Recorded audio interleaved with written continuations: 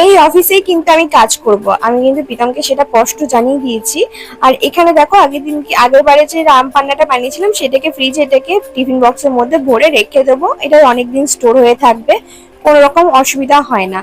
আগে রেসিপি জানতে পারবে। রাতের বেলায় বানিয়েছিলাম হচ্ছে এগ চিকেন ম্যাগি, যেটা খেতে খুবই ভালো হয়। তো ফুল ভিডিও মানে রেসিপির ভিডিও তো আমার বড় ব্লগে দেয়া থাকে। আর এখানে ডিমের অবস্থা দেখো, ফ্রিজের মধ্যে ডিম রেখেছিলাম, ওমা একটা ডিমটা ফাটা ছিল, সেই কারণে দেখো কিরকম বরফ হয়ে গেছে। আমি তো প্রথমে ভয় পেয়ে গেছিলাম, মানে বাচ্চা হয়ে গেছে নাকি, ডিমটা পরিপুষ্ট হয়ে গেছে নাকি।